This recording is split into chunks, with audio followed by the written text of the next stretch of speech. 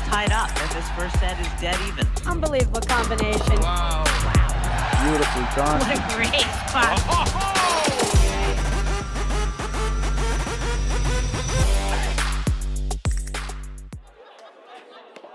Hello and welcome to the 2025-26 APTA Tour. We're live from the Glenview Club in Gulf, Illinois, bringing you the 2025 Chicago Charities Grand Prix with live streaming brought to you by the APTA membership and our tour presenting sponsor, Corian. Tournament support has also been provided by the following local tournament sponsors: the Illinois Bone and Joint Institute, Wintrust, Viking Athletics, CPTC, Chicago Platform Tennis Charities Men's League, CNSWPL, Chicago North Suburban Women's Paddle League. I'm Laura Mandel, along with Steve Sullivan, bringing you this women's quarterfinal match between the number 4 seeds, Ellie Halbauer and Maria Matrka, and the number 5 seeds, Jill Jackson and Michelle Ncube. Hi, Steve. Nice to be here with you.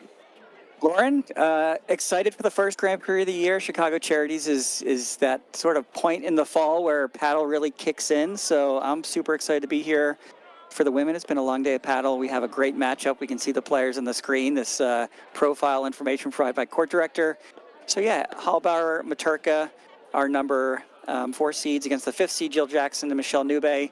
Should be an exciting match. I think, we have a premier player on the court, I would say. One of the players in Ellie Halbauer that's, in the last few years shown everything she had from her tennis career and brought it to platform tennis. So I'm looking forward to tonight. Should be an exciting match.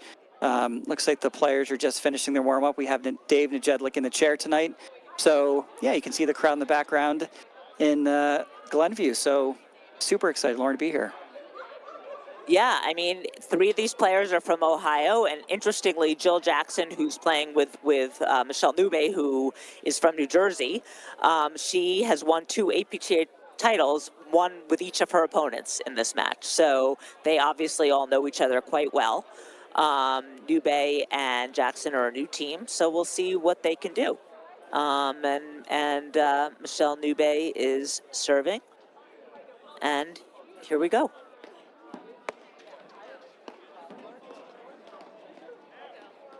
So on the near side, this is Maria Matrka in the ad court, in the vest and the visor. Ellie Halbauer is on the deuce court. And as you mentioned, Michelle Ncube serving with her partner Jill Jackson at the net in the purple hat. This is a Grand Prix, but the women's scoring this season's all pretty consistent. So 2 out of 3 sets, regular scoring all the way through. And as a lefty, I love to see a lefty-righty matchup in Jackson and Ncube. Yeah, there was another lefty player who just played a great match. She's also new. She played with Gussie O'Sullivan Sarich, and she's extremely talented. But, we don't see that many lefty women on the tour. So it's nice to see these women out here. They're bringing some new excitement to the game. Yeah, we have, I think, 4 former college tennis players, or not college tennis players in the case of Ellie Halbauer, 10 years on the pro WTA circuit. But, of course, Jill Jackson's had a great, history with college tennis, playing at University of Kentucky. Michelle Ncube at East Carolina, and down at Troy University, and ultimately finished at Georgia State. And, Maria Matrka as well played some college tennis at Coastal Carolina. So, the racket skills are going to be obvious. I think this is one of the things, both in the men's side and the women's side. You mentioned Sarich, we saw earlier. A lot of legacy tennis skills coming to platform, and I think they're bringing a lot more excitement, some new shots, some new offense. And, it should be interesting to see sort of Michelle Ncube a little bit newer to the game. Obviously, there's a lot of experience on the other side of the net, a little bit more, but you mentioned Sarich from the earlier match, Lauren, and I think this is some of the excitement. There's another new player, Baez, who played college tennis. There's just so much upside. I play with her a lot. There's so much upside from these players, which to me is really exciting about not only the rest of this season, but, sometimes the early parts of the season kind of lay the stage and you sort of see how it's going to play out. I think there's some new pairings and some new talent this year that could sort of surprise us throughout the season. Yeah, Baez also a very talented player. Just has to, is just very, very new to the game and has to learn. But she gets better every time she gets on the court. And Ellie Halbauer did make the finals of nationals 2 years ago with Gabby Nicolescu. So she's learned how to play with the top players and has become a top player herself. I think you could already see in the first game what made her such a great tennis player. She really tags the ball. Yeah, the ground strokes from Ellie Halbauer are pretty impressive. We don't see her all the times week in and week out on the East Coast. But obviously that tennis sort of background, I think very early on when she started playing paddle, her ground strokes were just super evident and impressive. But her paddle IQ, you mentioned getting to, knee deep in the nationals and the finals. This is where the players that really sort of stay at the top of the game really just sort of learn not only the screens, but sort of the spins and the pace and the patience. So it's been nice to see how, well her game's developed in the last couple of years. Yeah, it's not always, there are great leagues in Cleveland, and there's a lot of enthusiasm for paddle in Ohio, and a lot of players, but there isn't the volume of top players that there are in some other places. And if you want to be a top player, you have to play against top players. So it's harder if you're from a place where there are fewer of them. It's pretty easy if you live in Connecticut or in Chicago. You have that volume, but it's harder in some other places.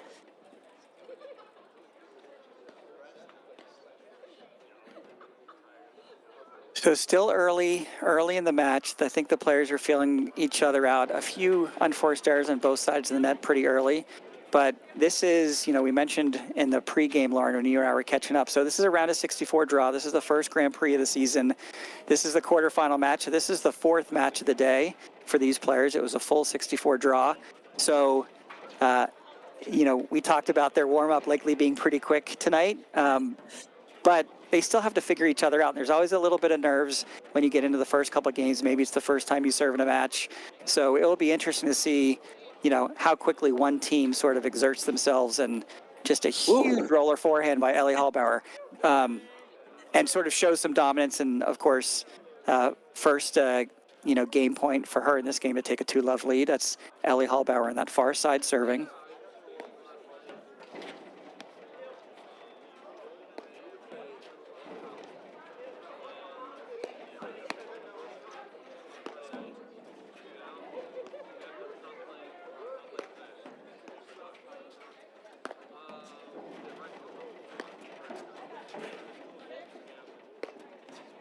Nice cover there by Michelle Ncube.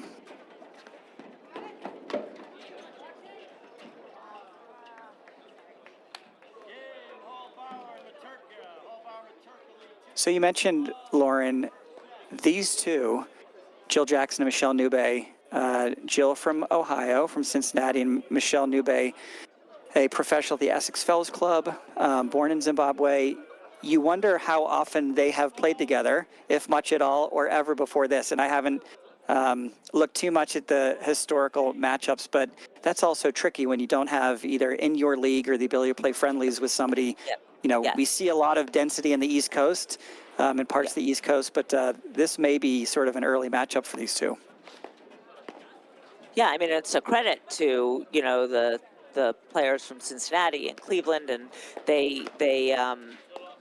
it's a credit to them to be playing at such a high level. They just don't have the exposure to, as we're saying, to as many of the top players. But they're changing that, right? And, Ohio's becoming more of a hotbed for platform tennis.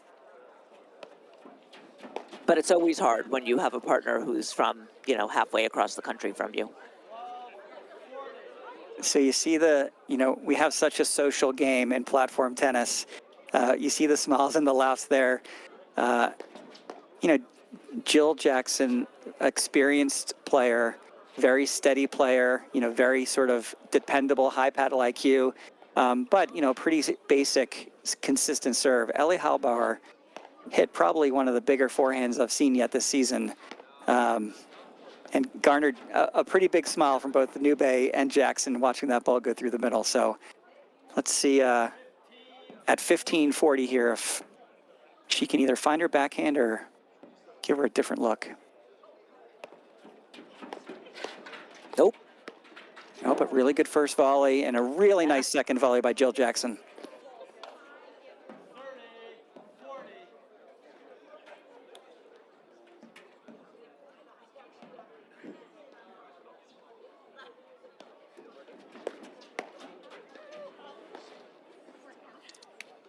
She'd like that volley back.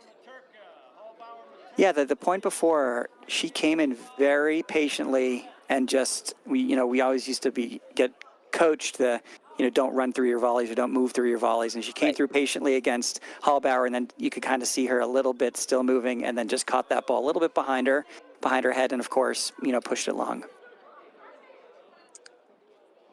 It's tough here for Jackson and Ncube because they're having to contend with a lot of firepower, and as you said, they're a new team, and it's hard to be quite sure of your partner when you're a new team. But I think they'll work their way into this match.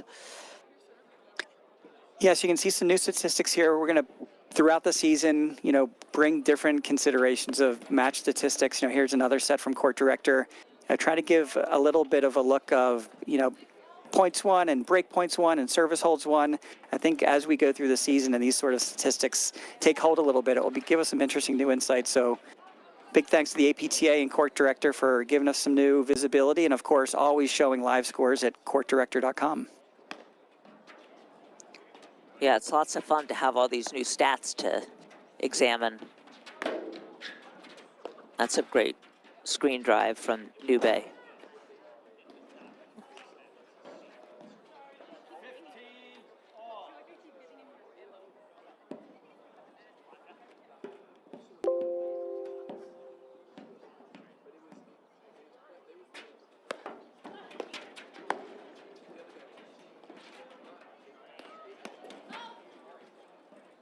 Oops.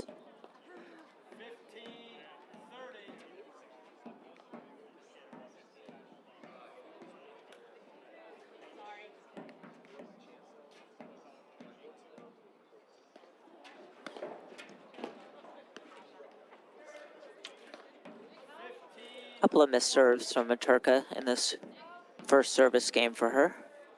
Yeah, I'd like a very simple motion. So sometimes it's just about getting your range in your first service game of a match, but I actually like her motion. Very athletic, very sort of simple. Starts with a little bit of a cocked arm, which is helpful for the shoulder.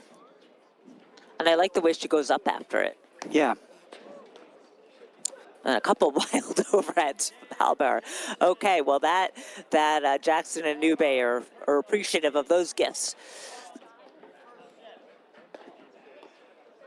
Yeah, not the most typical few misses there by Ellie Halbauer, but you can see her there ready to take back control with her forehand. Follow that return of serve in. I think she's going to be doing a lot of that in this match. Ooh. Good look. She had a good look, Ncube. Just didn't execute. I like her form on her backhand though. Nice, simple stroke.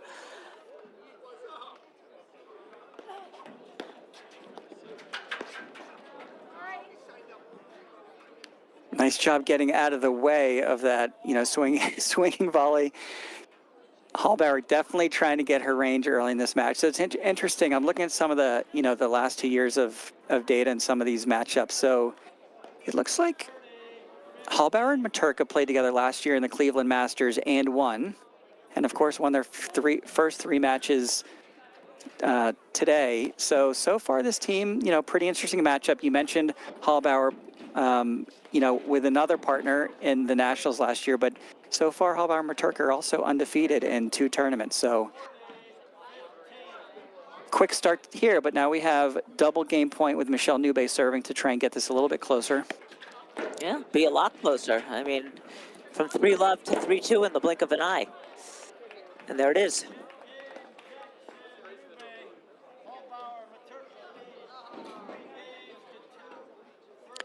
Corient is the official well sponsor of the APTA's 2025-2026 season. Corient is a fee-only wealth manager who puts their clients at the center of everything they do. Learn more at corient.com. So here are some of those statistics, interesting 50-50 on the percentage of points won. Sometimes, a match is, a lot closer or a lot farther apart than it seems, but, looking at the points is sort of interesting here. Yeah, paddle's a very momentum game, Lauren, but a quick 3-0 start and then a pretty quick sort of reckless 2 games, I think, by Matrka and Halbauer. But ultimately, the last couple of points in that game, very steady play. Ncube, put some balls in the court, and Jill Jackson very steady from the net. So nice to see, getting this sort of back into a, pretty close match here.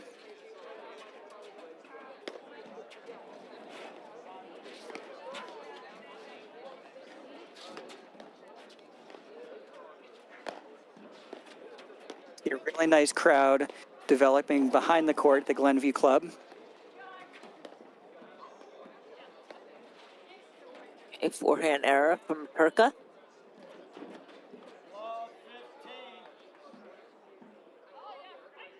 Though the practice ball cutter was pretty impressive, so let's see if we get to see that in a live point.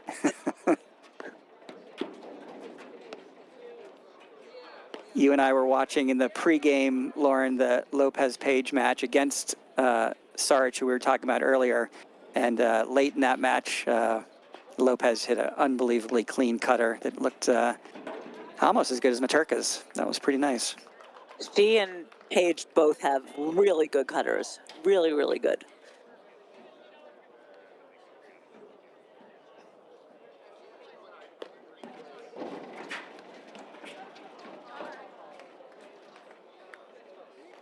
Sorry, not sorry. She'll take it. Yeah.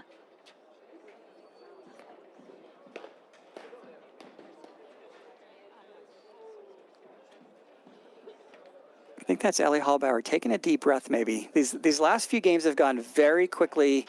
A lot of very short points. I think even the first 3 games, there were short points just from a different perspective. But, I think if you're either team, I think you really want to try and extend the points, sort of get into some sort of either defensive or offensive, steady, sort of more tactical point. But a lot of quick points so far in these first 5 games.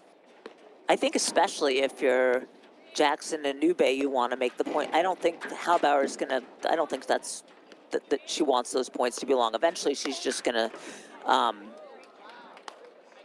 go for a huge roller into the nick or, blitz and try to end the point. But I think if you're Jackson Ncube and you can do that, the problem is you have to be able to withstand the firepower and wait for the errors. And so far in the last few games, that's what they've done.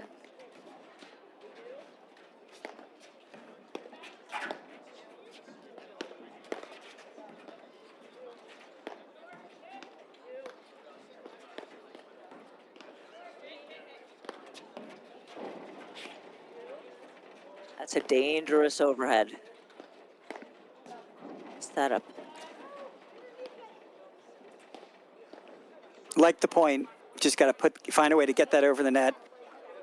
You're right, that down the middle with the lefty-righty combo and 2 forehands in the center, that's a very dangerous spot. And, the last 6 or 7 points, some really impressive ground strokes from Michelle Ncube. So I'm not sure there's a lot like that one right there. I'm not sure there's a lot of safe spaces.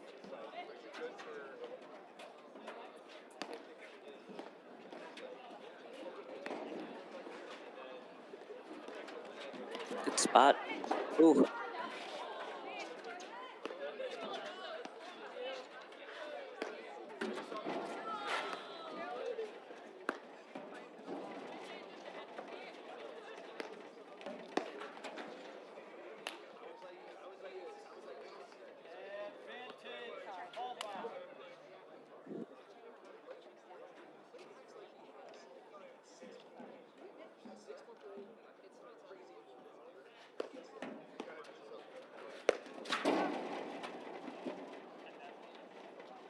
She missed it.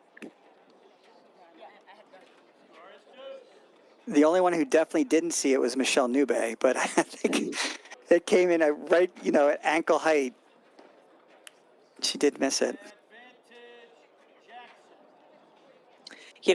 Halbauer, she has obviously one of the best rollers around, and otherwise she has to hit a push overhead. She can't really hit spin with the grip she has. So, I mean, she can hit top spin on that roller, but she can't, there it is again. She doesn't have that kind of slice overhead.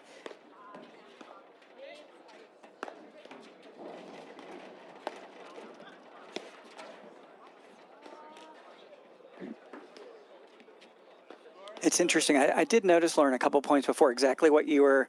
It was maybe 3 points ago. Jackson Ncube did extend the point. There was, 3, 4, 5, 6 lobs. Halbauer was in the ad side, and she was hitting that push forehand volley instead of a slice overhead, and it looked very not vulnerable, but it looked like it could be an opportunity. She wasn't pushing it too deep. It was sort of sitting up. So I think you're right. That's a little bit of an opening. Not that there's weaknesses on that side of the court, but I think you're sometimes looking for spots where you're not going to get hurt. Right. And, I mean, it's nice to, you see some of the other top players, they have all kinds of different overheads, a roller, a push overhead, spin overheads, cutters, and it's just like a little bit more limiting for her.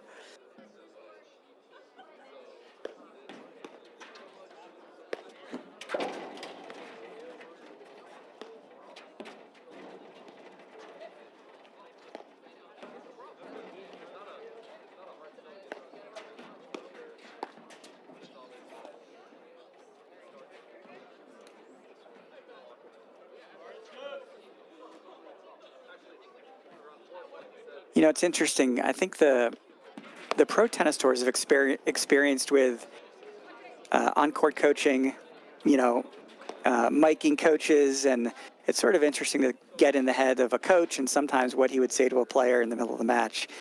In the action and sort of the chaos of being in the middle of a competitive match, it's very difficult sometimes to get your arms around what's actually happening. But if I'm Jackson and Ncube, I'm going to really keep extending points. I think they have.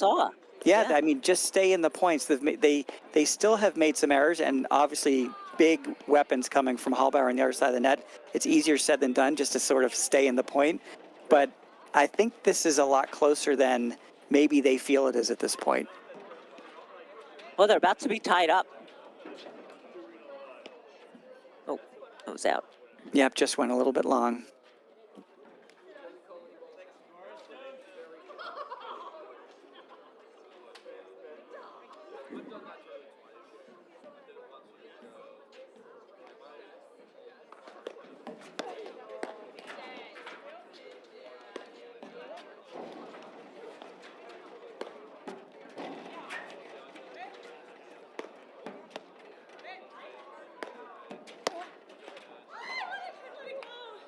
You wanted to let it go. That's a terrible feeling. You can't get your paddle out of the way. Ncube likes the backhand.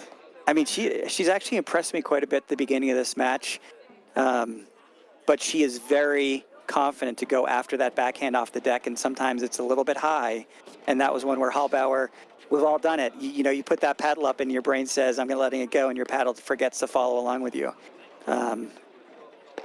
But a really big roller. Jill Jackson has played a lot with Ellie Halbauer as her partner. She knows what's going to be coming at her. Not that that makes it easier to handle, but she's used to seeing it.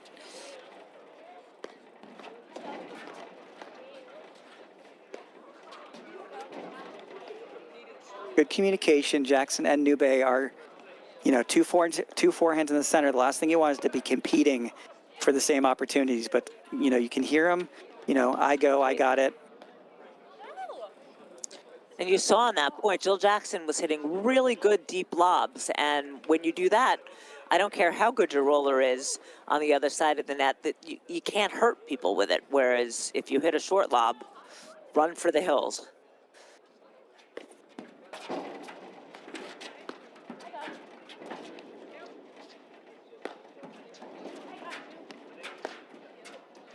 Good cover.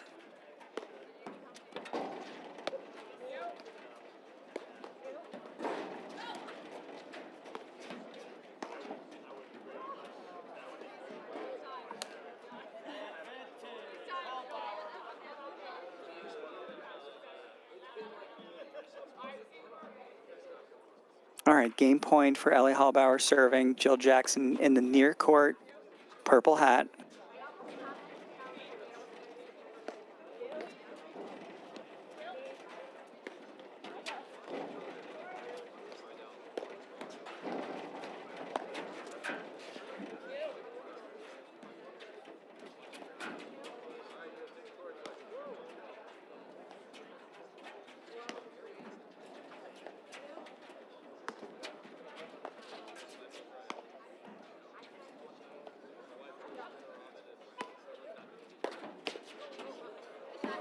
That was a well taken forehand there. Saw the short overhead and was immediately pounced on it. You know, it's interesting that the lob or two before that, you saw Ncube kind of stay in, you know, in tight and let Jill Jackson come almost over to that 3/4 of the court sort of position, which is a very natural place if you're attacking into the ad court for a righty. It's very natural, and I think it's the right play. What Jill Jackson did is she changed directions and moved over to the right and then hit one to the deuce court. The next lob came over, and I think there was a pick-em. Ncube took it, and I'm not sure if it was a little bit indecisive, but sort of set up Marie Matrka, who just lasered that forehand. So, you know, new pairings and new matchups, sometimes you have to overthink who's playing which ball and you know, where those balls are going to go.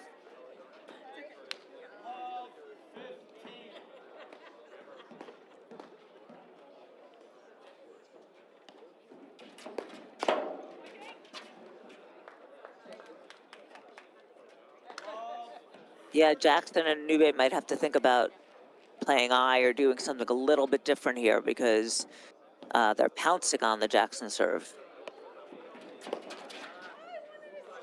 Oh. That was pounced on but missed. I think it was, I wanted that so bad was what we heard from Ellie Halbauer there. I think you're right. You can, I mean, that's just a very good first volley by Jill Jackson, but you can only make that so many times when, you know, maybe two back, maybe, like you said, try something like the I formation, give the returner a different look. It's a serve that's, they're going to hit a forehand on every one if they want to. Right. I mean, it's not like she could move it around because she can't. I mean, they can run around and hit a forehand or do whatever they want because, I mean, she has a nice, consistent serve, but it's attackable.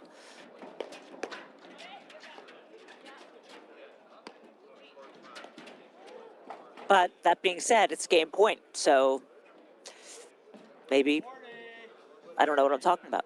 No, I mean, the first two returns were huge. The last three, Jill Jackson hit perfect first volleys, and they drew an error. So a nice placement there, getting a backhand. Yeah, and then she couldn't get around for a forehand on that. Good for Jill Jackson. She really just turned that game around, and she placed that serve perfectly. Believe it or not, 50-50 still on points won. So it's obviously a close match. But, you know, if you go down and look at some of these statistics, so service points, service games, obviously we only have, you know, one game differential, so it's not going to be too much. And, of course, one more break point than the other. As you get into the match, it'll be interesting to see if, you know, one team's holding serve more than the other. Typically in platform tennis and paddle, the serve's not always the, you know, like you saw in that last game. I would say Jill Jackson's serve should be advantage Halbauer Matrka, but she held. So yeah, let's see. I would say the advantage on the serving is probably coming from Halbauer and Matrka, but I still think this match is a pick 'em. Before we started, I thought Halbauer Matrka had a pretty significant edge, but yeah, shots like that by Michelle Ncube. I mean, really big, aggressive, offensive takes, and she's making them the last three games.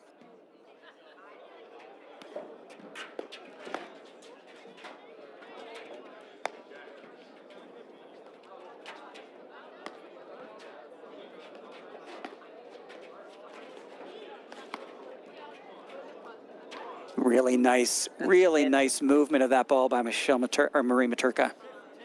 Really nice. And it wasn't so much pace, right? It was sort of a little bit slower. She just sort of focused on contact point and sort of coming around the ball. I mean, that was probably going to move 2 panels.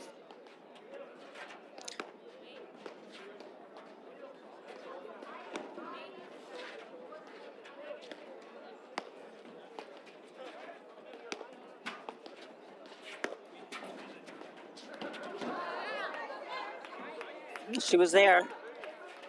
I got to think, you know, that as this match goes on, she'll get more and more comfortable with catching up to that ball.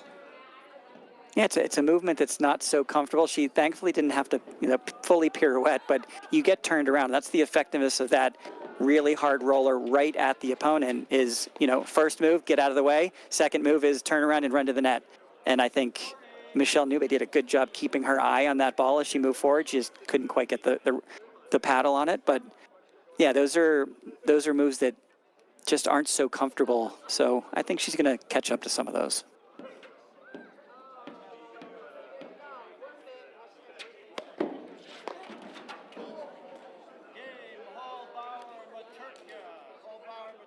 Okay, good hold by Matrka.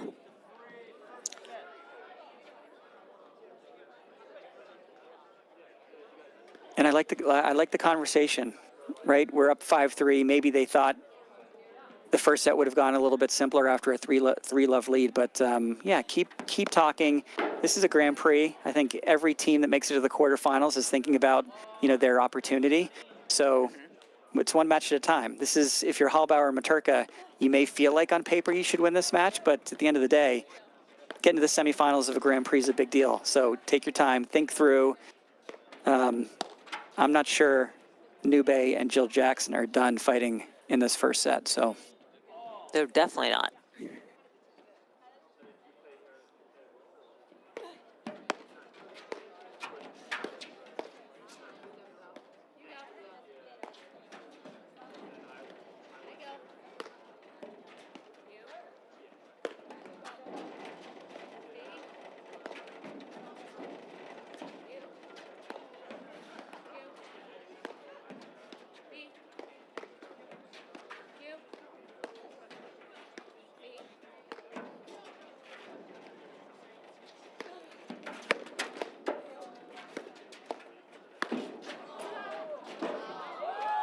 That's a great blitz. It's a really nice blitz, and she sort of tennis dragged through that volley, but kept it so low. I think she got it just sort of above the boards, but a really nice, effective, athletic movement mostly, but a really good volley there by Marie Matrka. And that's pretty impressive. That's pretty impressive. Ncube hit a good serve and a pretty good volley, and Halbauer just that swinging backhand volley on the blitz.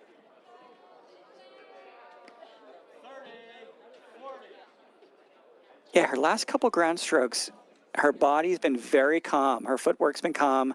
Both forehand returns, maybe a little less athletic bounce into the forehand, but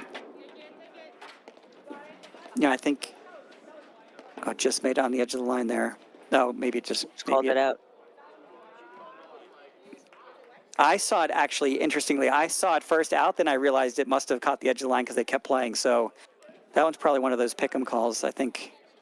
I think the umpire thought, oh no, yes, no, yes. Okay, I didn't know if the umpire overruled it or what, but that's the first set, and we'll be back in just a moment after these messages right here on the APTA YouTube channel with live streaming by CSM Media and Streambox Labs and match statistics provided by Court Director.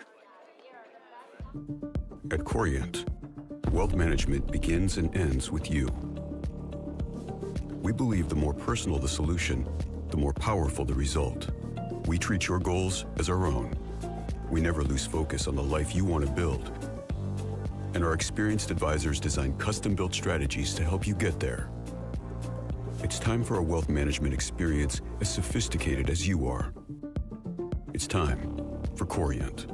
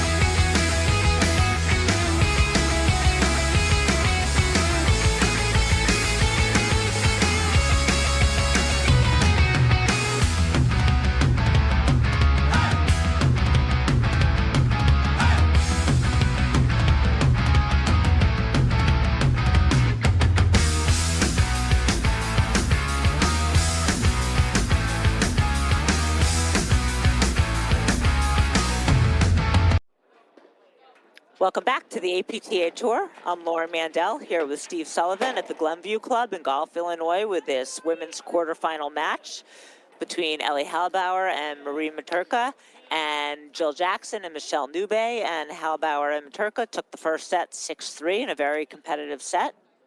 And Halbauer is now serving in the first game of the second set.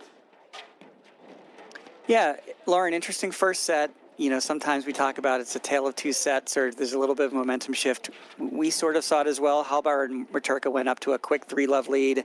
And then Jackson, Ncube just sort of worked their way back a little bit, right? They extended the points a little bit. I think Ncube picked up her game, and Jill Jackson continued to play very solid. We talked a lot about a really nice hold Jill Jackson had on her serve.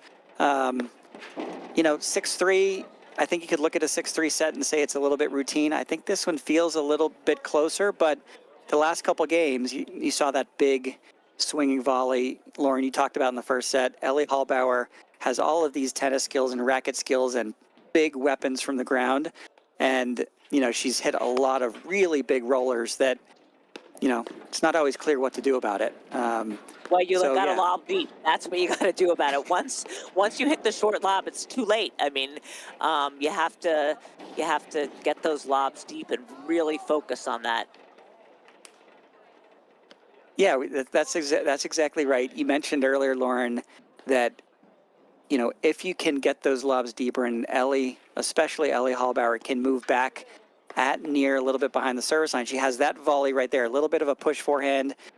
If she hits the roller like she did last one, she can't do as much about it. So you're absolutely right. The only way to take that away is lob, higher, deeper, or, you know, give Marie Matrka a few more opportunities than that to see what she can do. By the way, she also has a pretty big forehand roller. So, all right, nice way, fighting their way back to deuce here. This is Michelle Ncube. Halbauer's got a good serve, too. It's tough to take it on the rise, like Ncube just and Nube's been doing it, but it's tough to take it on the rise because it's rising as it comes in. It's not dropping so quickly, so it's a tough timing shot. So this is pretty interesting to me. As you talk about her serve, Lauren, she looks to have a very classic continental grip. Yep, I know. Really I'm fascinated by it. And, and look at that. That's a fairly open, more Eastern, to semi-Western type of forehand grip she has there on the overhead. So there's no reason Ellie can't develop. Right. She gets around it on has her. A lot of great movement. Actually, Marie Matrka is a really nice, slow, spinny slice overhead. But there's no reason why Ellie Halbauer can't use the same serve grip and some of the same technique to come around that ball. But interestingly, she doesn't. I'm not sure if she just doesn't have it or doesn't think about that the same way. But boy, her serve is very classical continental grip. And to your point, it moves quite a bit.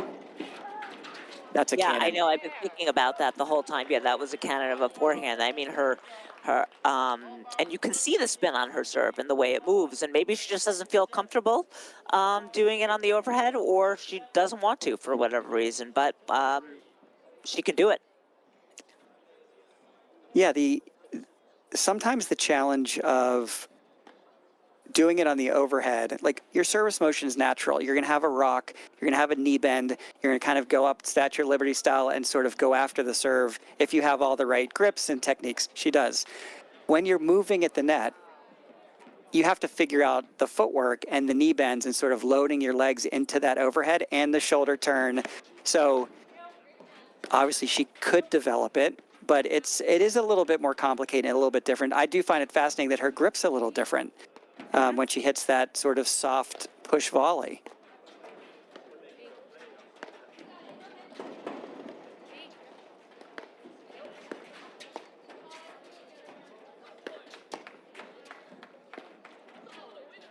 Ooh.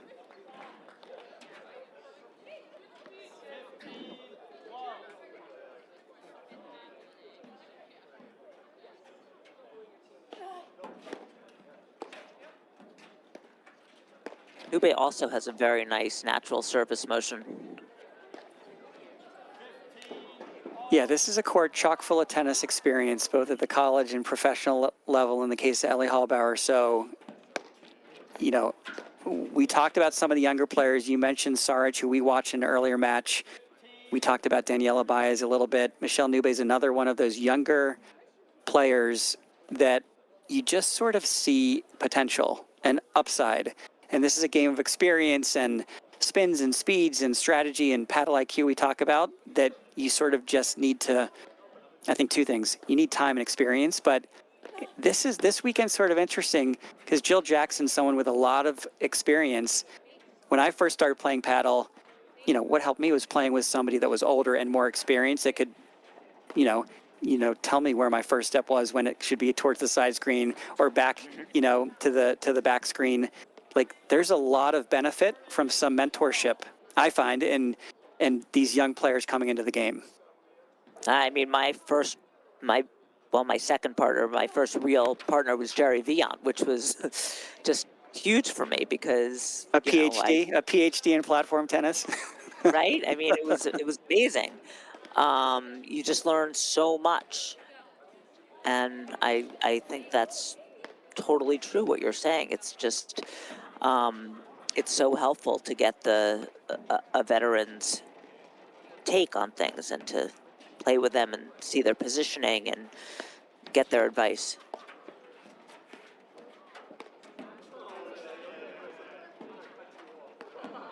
Well, you got the PhD from Jerry. My first commentating experience on the fly was in Baltimore, and Jerry was remote in Australia. And I did not know what was happening. I could not picture who I was hearing on my microphone or in my headphones. And she just started talking about what was happening. I think I learned more about paddle just co-commentating with Jerry than I did playing in the 6 months prior to that. So I think you win the Jerry prize, but I have my own Jerry memory as well. A lot of people do. Great really get. Nice coverage. Yeah. That's the one.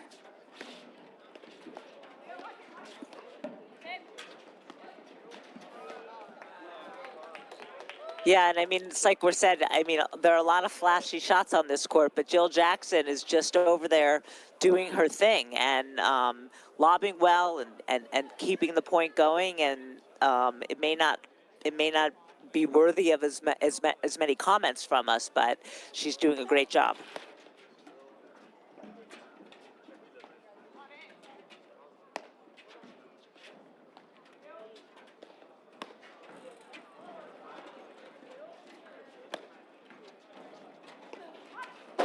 Yeah, see, that's what that Ncube's right. That overhead that Matrka is hitting, it's just sitting up way too high in the screens, and as you get further and further into the draw, I think that people are just gonna annihilate that.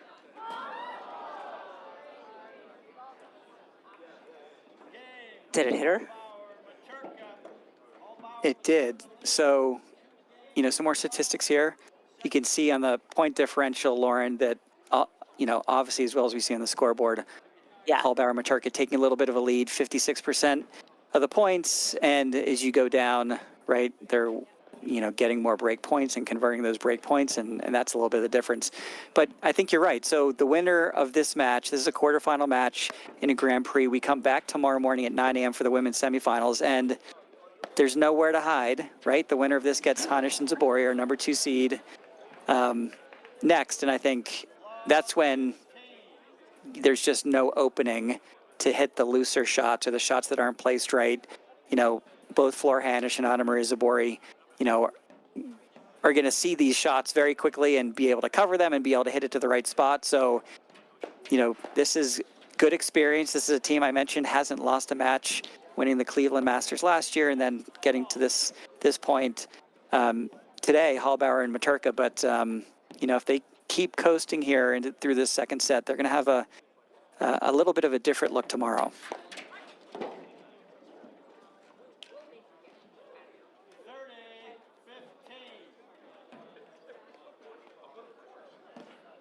Couple over-ambitious backhands by Michelle Nube in the last game or so.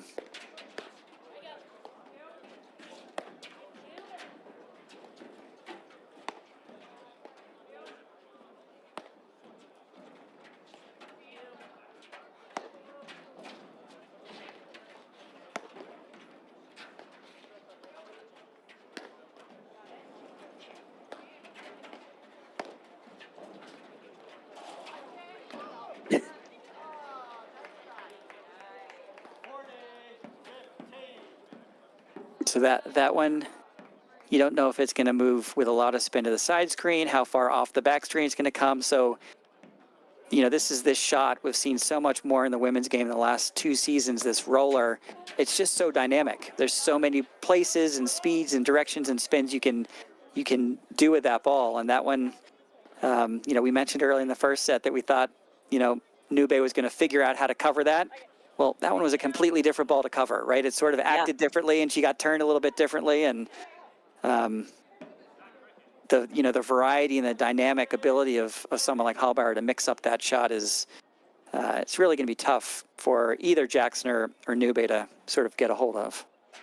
Yeah, because she hits that one that's 10,000 miles an hour, and then she can take the pace off it, and it's as you said, it's a completely different shot, and it's not fun to have to deal with that over and over.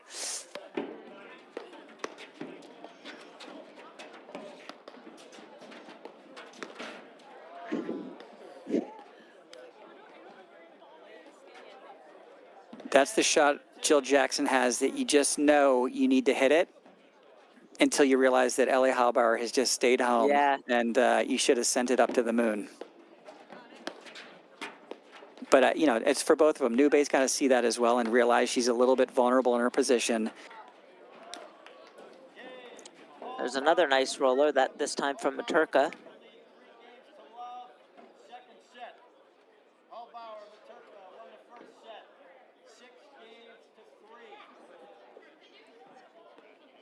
So, yeah, pretty much one-way traffic. You know, we got to 3-4 in the first set, and it's been a little bit of one-sidedness, but I still stand by how we were thinking about this in the first set, Lauren. Nube and Jackson need to continue to find ways to extend the point, and easier said than done, get away from the offense of Halbauer. So it's deeper lobs. I think it's slower points. Yeah. Yep. The reality is I think Halbauer and Matrka made a lot more unforced errors in that first set, but now if you're Jill Jackson, this tricky game to win, you're down love 3 in the second set. Oh, wow. She totally. I thought the same thing. How did she make that over the net? I didn't know if Nube hit it or Jackson hit it. I think she's sort of making a play here that once you swing and miss, you shouldn't have a right to win that point, but good coverage there by Jackson.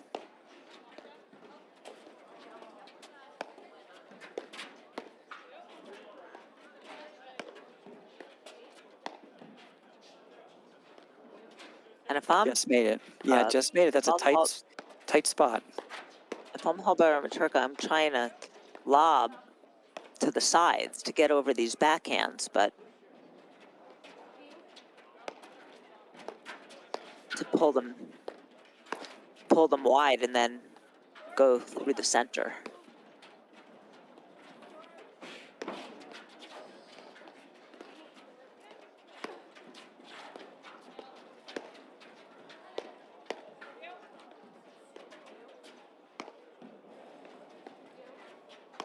Only a tennis player hits the topspin lob and paddle.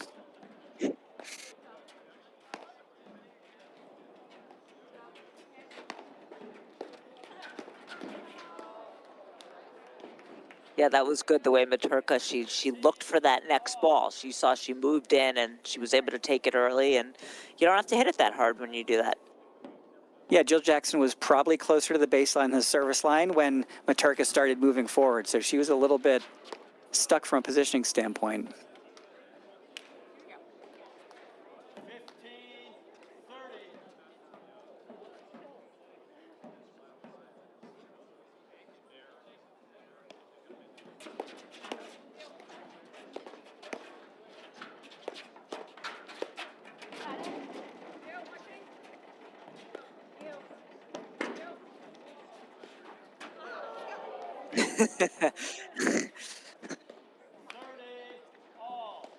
It's just, That's what you we can did on the almost first see the one. thinking by Marie Yeah. Matrka. Should I punt it? Should I cut it? Should I do something different? There's so many options, but it's a really tough shot. You know, that soft floater to the backhand.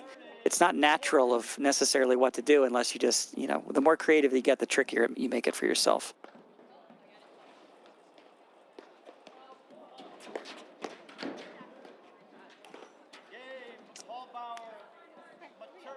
It's tough to make that first volley on those good returns over and over. I mean, Jackson's done a good job, but the returns are pretty relentless and tough volleys to come up with.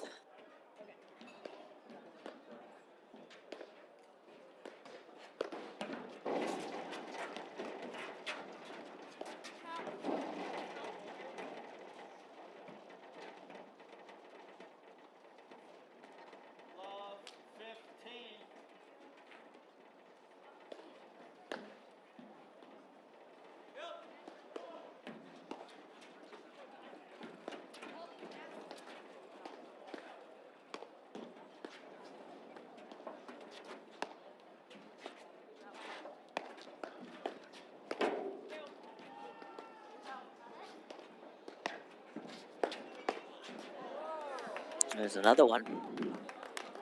She sets up. She's not standing in that box, you know, looking for a forehand or a backhand. When she hits a good lob, she's setting up for that forehand, and that's why she's so successful, because she's ready for it and takes it early before the net players can recover. Oh, there's a great I was going to serve. yell Nick or help on that one. Boy, that was a great camera angle by CSM there. Right. That's what's fun about this angle, is it's so easy for us to see. You're like, it's going in, but on the court, it's not so easy.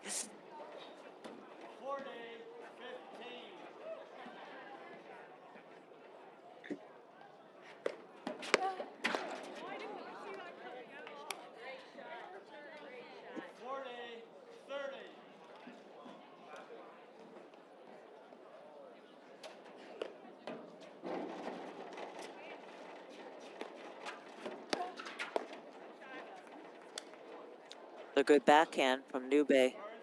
Yeah, and staying positive. Nube's, she likes the backhand. She's gone a little bit up and down with it through the match. A couple streaks of really impressive ground strokes and then a few errors, but I give her credit. She's sort of staying with it, and I can see that she has it, but yeah, the experience is knowing when and how early to pull the trigger.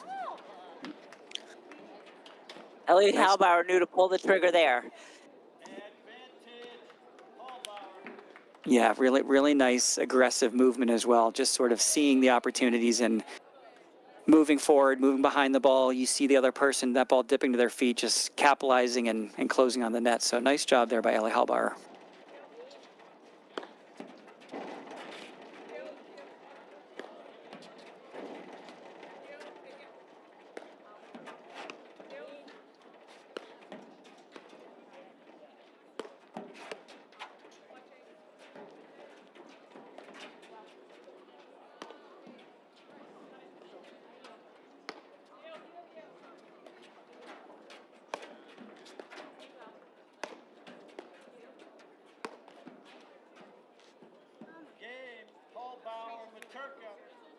Halbauer, Matrka lead, 5 games to love, second set. Yeah, I mean, as we've been saying, it's pretty obvious this set is one-way traffic, but, you know, Halbauer and Matrka, they cleaned up their game. They made a bunch of mistakes in the first set, and Jackson and Ncube made them pay for it. And this set, we've seen many fewer errors and still a lot of firepower. So Jackson and Ncube will probably have to go back to the drawing board, but, you know, they were certainly able to hang in this match. Yeah, and I like the matchup. I like the experience and sort of the newer, you know, entrant in Ncube to the game. So I think it's not a lost weekend. I think there's a lot of promise, you know, from Michelle Ncube. Maybe we got a new ball there, so she's going to hit one with it. But that's the, you know, also the benefit of coming to a Grand Prix. Lots of opportunities to play a lot of matches. This is the 4th match of the day, so you know sometimes it's tough to fully judge, how a team's playing or how they're gelling, after 5 or 6 hours of paddle. But And they look, they had a great win in the last round, Jackson Ncube, against the ultimate veterans, Prendergast and Zink, who won nationals many, many times. They're incredibly smart, capable players. They had a tough three-setter with them, so they're going to take a lot away from this. yeah, I think Prendergast and Zink won it as a team 3 times. And Cindy Prendergast may have won with our colleague Patty Hogan another time in 1999. So that's, experience goes a long way in this game. And I'm sure, for Jackson and Ncube, that may be one of those matches to go back, and sort of watch and think about, how the points were constructed, and a different matchup than seeing the ground strokes and the power of Ellie Halbauer. But yeah, that's the benefit of Grand Prix. And it'll be interesting to see if these two have the ability to play again, not in the same location, the East Coast, so to speak.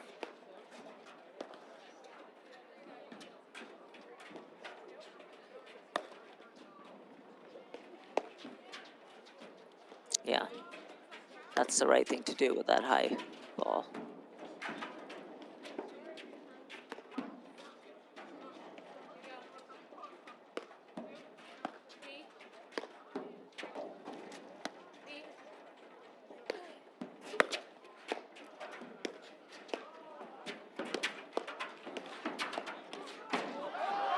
Hello.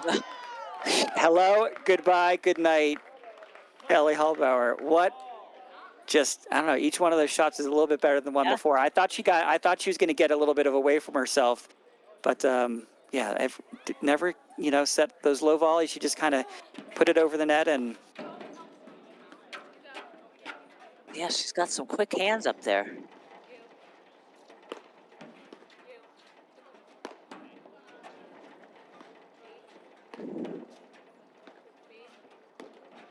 Ncube's going for that really tight spot. As a lefty, I get sucked into trying that as well. It's a really difficult small target area to sort of play that, down the line. So that one, she got caught there, and we have a match point.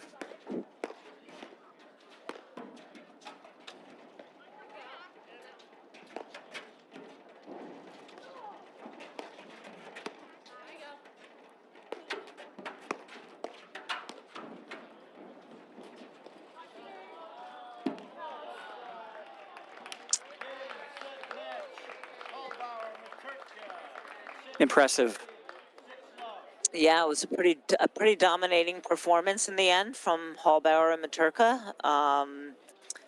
It'll be fun to see what they can do against Hanish and Zabori tomorrow. Yeah, we come back tomorrow morning, Lauren, with the women's semis, 9 a.m. Central Time.